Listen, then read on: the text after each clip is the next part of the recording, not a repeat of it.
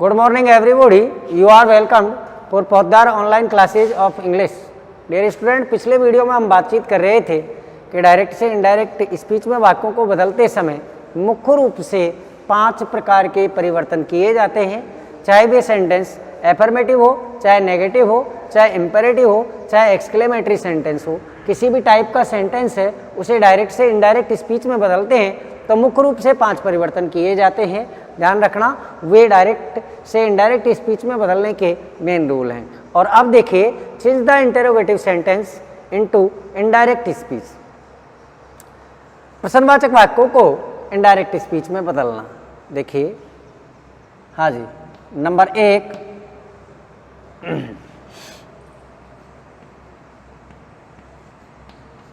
Set to को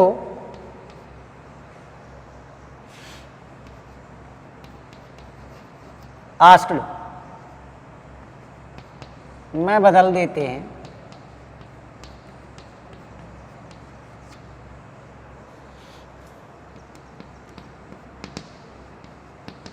helping verb से शुरू होने वाले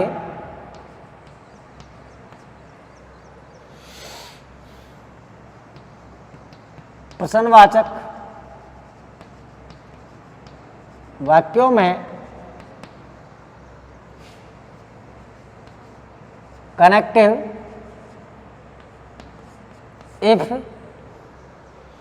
या वेदर तथा WH वर्ड से शुरू होने वाले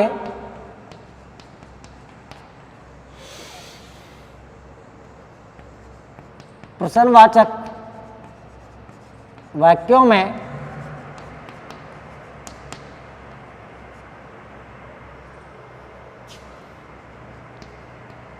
WH वर्ड ही कनेक्टिव का काम करता है। नंबर 3,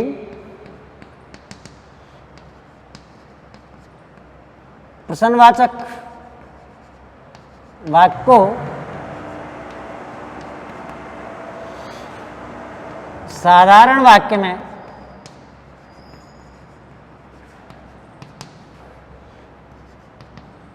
बदलने के लिए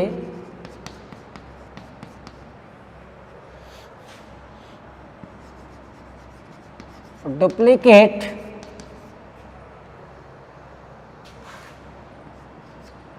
हेल्पिंग वर्ब को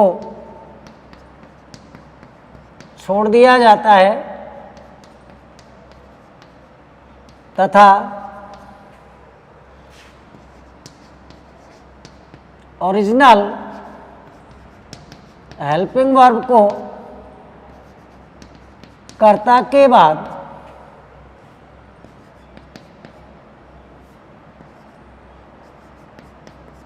मान लिया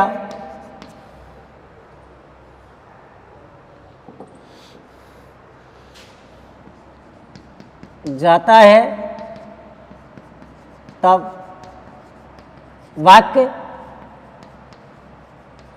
साधारण बन जाता है। हाँ जी, change the interrogative sentence into indirect speech.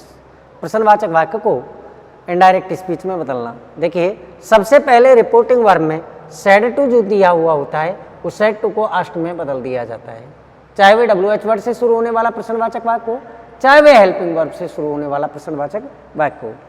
Number 2, ध्यान रखना कि पैसिव वॉइस वाला सिस्टम नहीं होता है। जैसे पैसिव वॉइस में यदि प्रश्नवाचक वाक्य दे रखा है तो प्रश्नवाचक वाक्य में ही बदलते हैं, नेगेटिव सेंटेंस दे रखा है तो नेगेटिव में ही बदलते हैं। याद रखना कि पहले प्रश्नवाचक वाक्य को साधारण वाक्य में बदला जाता है और साधारण वाक्य में बदलने के बाद ही उसे इनडायरेक्ट स्पीच में बदला जाता है। और ध्यान रखना कि कनेक्टिव के रूप में हेल्पिंग वर्ब से शुरू होने वाले जो प्रश्नवाचक वाक्य होते हैं उनमें कनेक्टिव इफ या वेदर लगाते हैं, तथा WH वर्ड से शुरू होने वाला यदि प्रश्नवाचक वाक्य है तो उनमें कनेक्टिव के रूप में WH वर्ड ही यूज किया जाता है। और नेक्स्ट तीसरा आपको ध्यान रखना है कि देखिए प्रश्नवाचक वाक्य को साधारण वाक्य में बदलने के लिए डुप्लीकेट हेल्पिंग वर्ब, पहले भी मैंने आपको रिपीट कर दिया था, डू डज डिड को हटा दिया जाता है, वाक्य ऑटोमेटिक साधारण बन जाता है।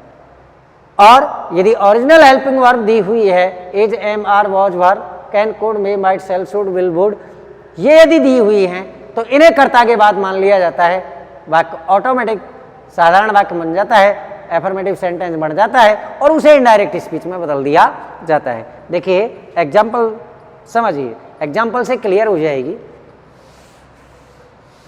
Position.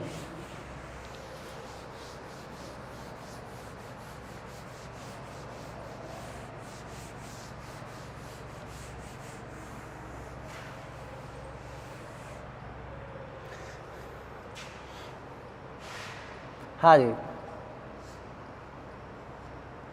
The lady said to the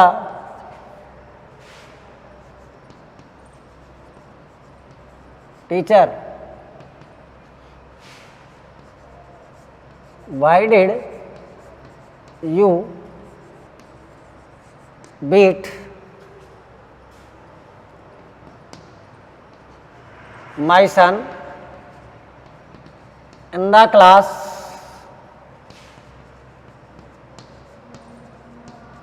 yesterday? प्रश्नवाचक वाक्य इन्वर्टेड कॉमा, पहला सेंटेंस। दूसरे वाला सेंटेंस है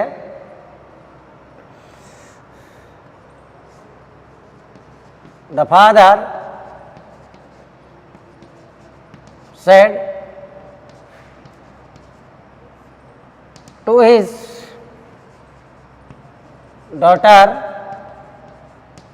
कॉमा इन्वर्टेड कॉमा चालू, are you preparing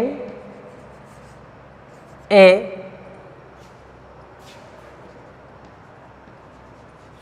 sweater for me now? Question mark. तीसरा वाला सेंटेंस है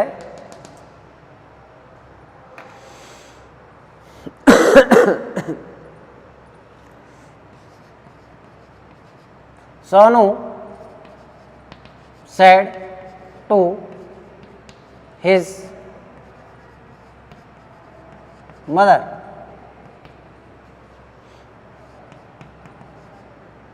did you cook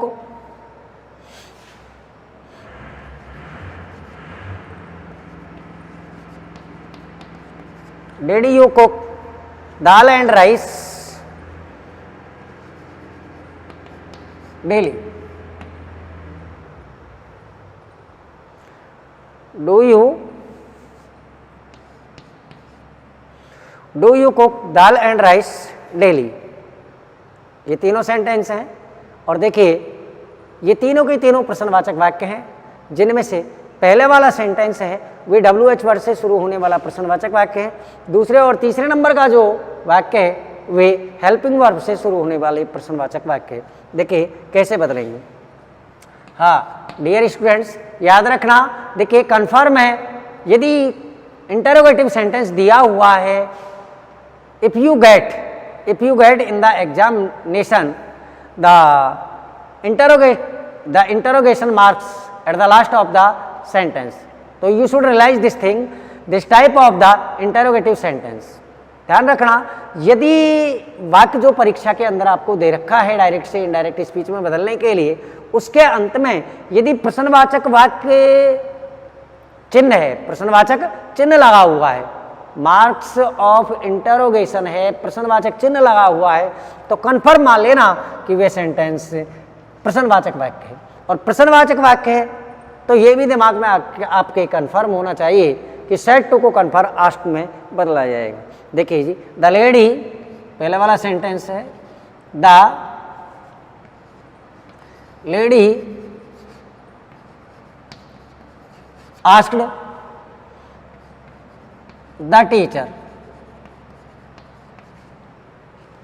और WH वर्ड से शुरू होने वाला है, इसीलिए कनेक्टिव WH वर्ड। ध्यान रखना, साधारण वाक्य बनाने के लिए प्रश्नवाचक वाक्य को साधारण वाक्य में बदला जाता है। साधारण वाक्य बनाने के लिए डुप्लीकेट सहायक क्रिया डिड दे रखी है तो उसको हटा दो दिमाग में या अपने में, मन के अंदर, और शेष वाक्य साधारण वाक्य बन जाएगा। फिर उसको इनडायरेक्ट स्पीच में बदल लीजिए। देखिए जी, ये दे रखा है यू अकॉर्डिंग ऑब्जेक्ट, और द टीचर के लिए क्या आएगा, ही। पास्ट इंडेफिनिट टेंस है, इसीलिए किस में बदल जाएगा, हेड प्लस वर्ब की थर्ड फॉर्म में क्या हो जाएगा, बिटन। और इसके बाद माई सन दे रखा है, माई अकॉर्डिंग किसके अनुसार बदलेगा, द लेडी के अनुसार, और द लेडी के लिए क्या आ जाएगा, her son, her son. In the class, in the class, और यस्टरडे का the previous day, the previous day. वही है, अकॉर्डिंग नियमों के अनुसार है, सब कुछ वही नियम है। केवल एक बात याद रखनी है कि प्रश्नवाचक वाक्य को साधारण वाक्य में बदलना है, और साधारण वाक्य में प्रोसेस क्या है प्रश्नवाचक वाक्य को बदलने का, वे आप समझ गए हैं कि डुप्लीकेट हेल्पिंग वर्ब दे रखी है उसको छोड़ दो, ओरिजिनल हेल्पिंग वर्ब दे रखी है उसको कर्ता के बाद मान लीजिए, बाकी साधारण बन जाता है। हाँ, और सेकंड वाली एक्सरसाइज है, दूसरे नंबर की एक्सरसाइज देखिए जी।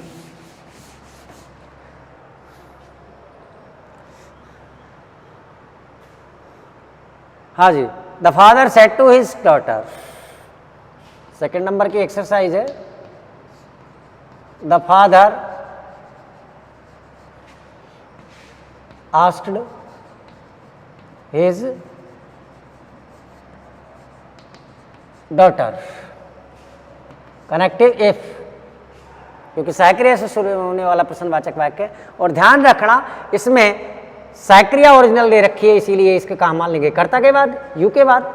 सेंटेंस साधारण हो गया, you are preparing a sweater for me now. You object के अनुसार बदलेगा, और डॉटर के लिए क्या आ जाएगा, सी। इज एम आर को वॉज वर्ब में बदल देते हैं, वॉज प्रिपेयरिंग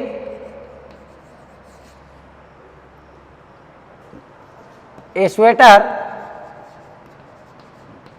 और नाउ का ध्यान रखना देन हो जाता है, प्रश्नवाचक चिन्ह की जगह फुल स्टॉप का यूज होता है। हाँ जी, नेक्स्ट नंबर 3 एक्सरसाइज देखिए जी, third.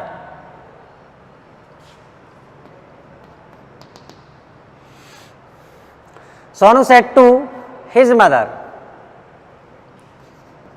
Sonu asked his mother,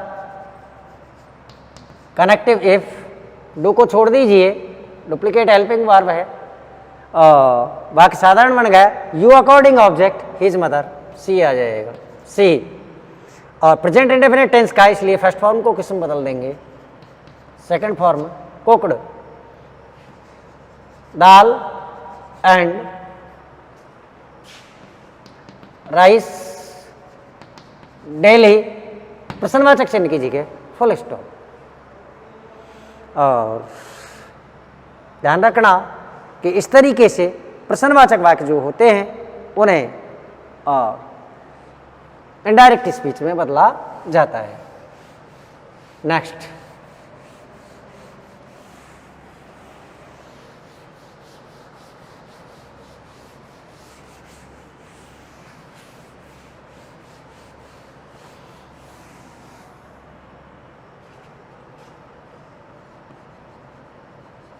change the imperative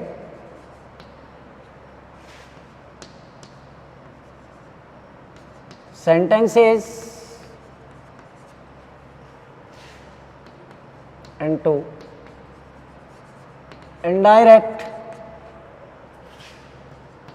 speech।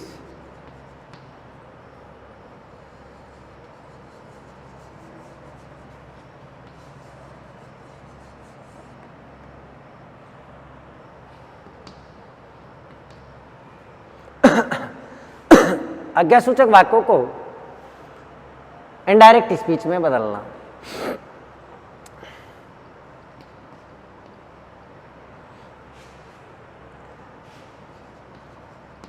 Said to को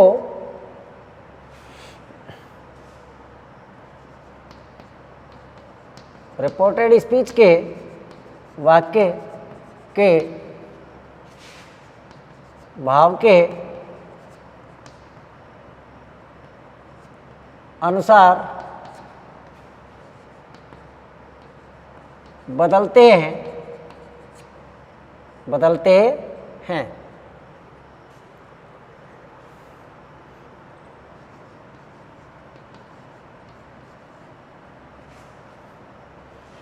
तो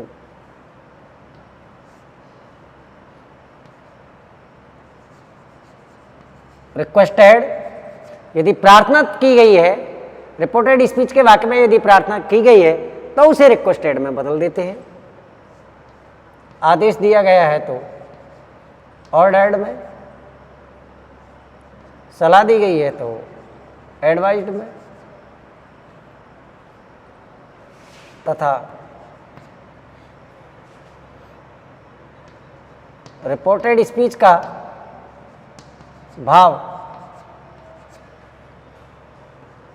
समझ में नहीं आता हो तो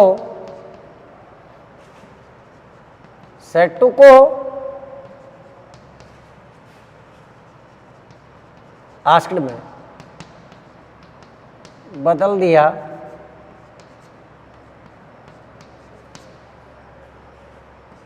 जाता है। समझ लेना। देखिए जी, सबसे पहले रिपोर्टिंग वर्ब में सेड टू को बदला जाता है, और सेड टू को बदलने के लिए ध्यान रखना कि रिपोर्टेड स्पीच के वाक्य के भाव के अनुसार सेड टू को रिक्वेस्टेड, प्रार्थना, यदि रिपोर्टेड स्पीच के वाक्य में कोई प्रार्थना की गई है तो रिक्वेस्टेड, आदेश दिया गया है तो ऑर्डर्ड, सलाह दी गई है तो एडवाइज्ड में बदल दिया जाता है। और if you can not understand the meaning of the reported speech sentence, और यदि रिपोर्टेड स्पीच के वाक्य का आप अर्थ नहीं समझ पाते हैं कि इसमें आदेश दिया गया है या सलाह दी गई है या प्रार्थना की गई है, तो ध्यान रखना सेड टू को आस्क्ड में बदला जाता है। दूसरा, number second, connective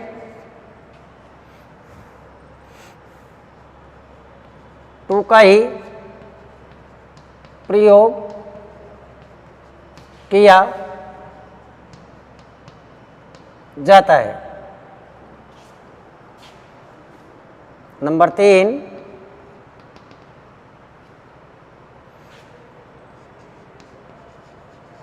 please kindly, sir, madam शब्दों को हटा दिया जाता है।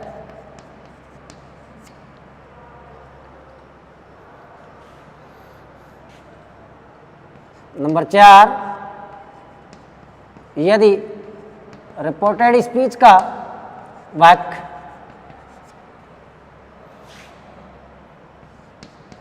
डू नॉट से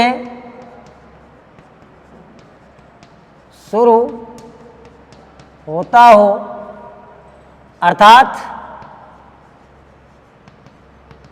नेगेटिव फॉर्म में हो, नेगेटिव फॉर्म में हो,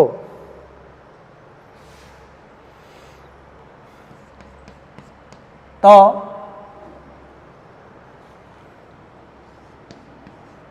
डू को हटाकर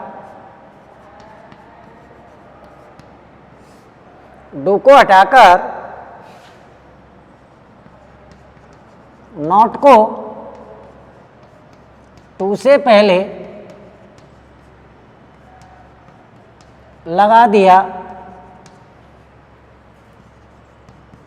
जाता है। और अगला नंबर है 5।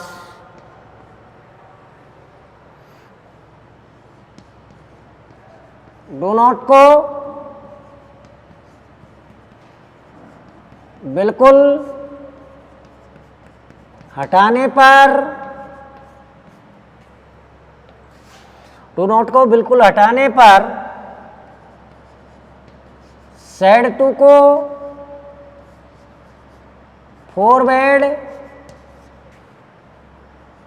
में ही बदला जाता है। याद रखना। देखिए नियम अच्छी तरीके से क्लियर हो जाने चाहिए, और चाहे वे कम्पिटिटिव एग्जाम हो चाहे एकेडमिक एग्जाम हो, मोस्टली ज़्यादातर इंपेरेटिव सेंटेंस पूछे जाते हैं। इसीलिए you should keep this thing in your mind dear students. देखिए जी, बदलने के नियम। सबसे पहले सेड टू को रिपोर्टेड स्पीच के वाक्य के भाव के अनुसार प्रार्थना की गई है तो रिक्वेस्टेड, आदेश दिया गया है तो ऑर्डर, सलाह दी गई है तो advised. If we can not understand the meaning of the imperative sentence तो we should use asked in the replace of requested, ordered and advised. और यदि हम रिपोर्टेड स्पीच के वाक्य का अर्थ नहीं समझ सकते हैं, नहीं समझ पाते हैं, तो उस पोजीशन में याद रखना है डियर स्टूडेंट्स आपके लिए कि सेड टू को आस्ट में बदल दिया जाता है। अर्थ समझ में नहीं आ रहा है रिपोर्टेड स्पीच के वाक्य का जो इंपेरेटिव सेंटेंस दिया हुआ है। कन्फर्म है कनेक्टिव टू लगाया जाता है। इंपेरेटिव सेंटेंस दे रखा है रिपोर्टेड स्पीच में तो कन्फर्म है आपको कि कनेक्टिव टू ही लगाना है। अगली बात है प्लीज और काइंडली, सर, मैडम शब्द यदि रिपोर्टेड स्पीच के वाक्य में दिए हुए आते हैं तो इनको भी हटा दिया जाता है। यदि रिपोर्टेड स्पीच का वाक्य डू नॉट से शुरू हो तो अर्थात नेगेटिव फॉर्म में हो इंपेरेटिव सेंटेंस, तो ध्यान रखना डू को हटाकर नॉट को टू से पहले लगा दिया जाता है। ध्यान रखना केवल डू को हटाया जाता है और नॉट को टू से पहले लगाया जाता है। अब आप यदि ये सोचें कि हमको बिल्कुल क्लीन वर्ल्ड करना है, बिल्कुल क्लियर करना है, साफ करना है, डू नॉट का यूज ही नहीं करना है, तो ध्यान रखना डू नॉट बिल्कुल हटाने पर सेड टू को आप फॉरवर्ड में बदल दें। सेड टू को फॉरवर्ड में ही बदला जाता है। आप सेड टू को फॉरवर्ड में बदल दीजिए, डू नॉट से शुरू होने वाला वाक्य है, तो आपको डू नॉट बिल्कुल साफ कर देना है। डू नॉट का बिल्कुल यूज नहीं किया जाता है, क्योंकि याद रखना कि फॉरवर्ड ये फर्स्ट फॉर्म है डियर स्टूडेंट, फॉरवर्ड, और फॉरवर्ड का मतलब होता है मना करना। This word already give the meaning of negative. ये शब्द है जो पहले से ही नेगेटिव सेंस देता है, नकारात्मक अर्थ देता है। इसीलिए याद रखना जब फॉरवर्ड की सेकंड फॉर्म होती है फॉरवर्ड, और जब आस्ट की जगह फॉरवर्ड लगा दिया जो ऑलरेडी नेगेटिव सेंस दे रहा है, तो याद रखना फिर आपको अलग से नॉट लगाने की आवश्यकता नहीं है। किससे पहले? कनेक्टिव से पहले। याद रखना क्योंकि फॉरवर्ड वर्ड है जो ऑलरेडी नेगेटिव सेंस देता है और नेगेटिव सेंस देता है, इसीलिए आपको नॉट लगाने की यूटिलिटी नहीं है। You should not use not before the connective to give the negative sentence to change the direct speech sentence into indirect speech. याद रखना। हाँ जी, और देखिए example.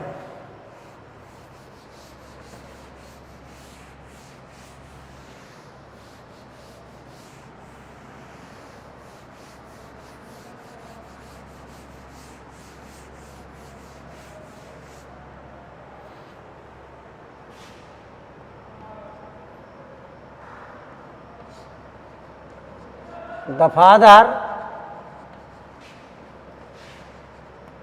said to his son, comma inverted, comma चालू,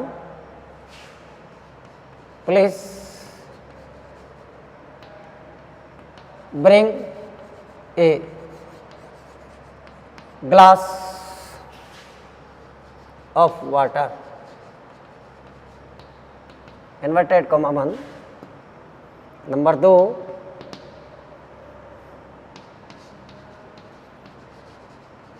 the gardener said to the small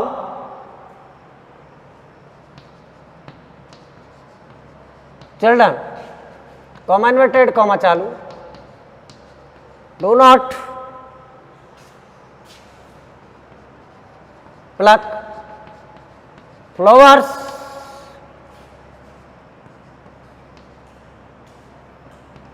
in the garden, in the garden, full stop inverted comma बंद। Number 3,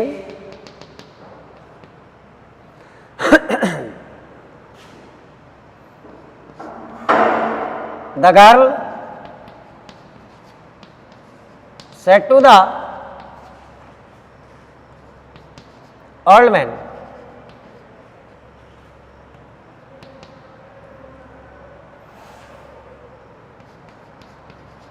please tell me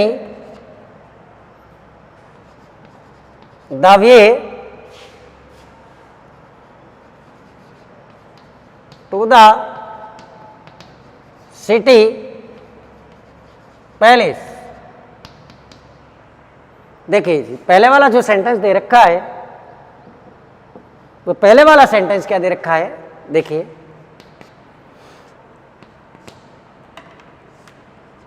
the father, और please word यदि आ जाता है imperative sentence में तो confirm है आपको रिक्वेस्टेड ही लगाना है। रिक्वेस्टेड ए सन, और ध्यान रखना कनेक्टिव लगाना है टू, प्लीज हट जाएगा, bring a glass of water. याद रखना एक एक्सेप्शन है इसमें, वो आपको याद रखना है। फादर है जो एक रेवर्ड वर्ड है, एक सम्माननीय है, आदरणीय है, और बेटे से बड़ा है, इसीलिए याद रखना कि जब बड़ा व्यक्ति है जो छोटे से रिक्वेस्ट नहीं कर सकता, इसीलिए याद रखना आप इसके स्थान पर रिक्वेस्ट चल जाएगा, सही माना जाता है, गलत नहीं माना जाता है। लेकिन यदि आप ऑर्डर्ड या आस्क्ड का यूज करें, ऑर्डर्ड या आस्क्ड यूज करें तो is better than requested, is better than requested, requested से ज़्यादा और सही है, याद रखना। Water, glass of water, please bring a glass of water, full stop. दूसरा वाला सेंटेंस है, देखिए जी, the gardener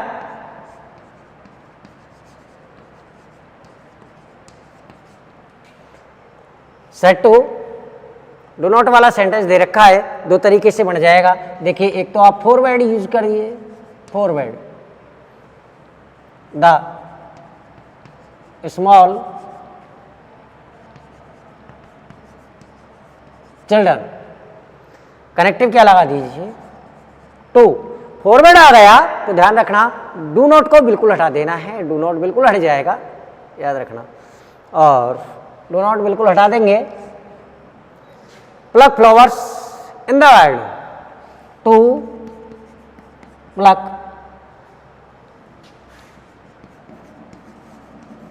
flowers in the garden. दूसरा वाला तरीका देखिए, दूसरे तरीके से किस तरीके से इसको बना सकते हैं। दूसरे वाला पैटर्न, सेकंड पैटर्न है, देखिए, और द गार्डनर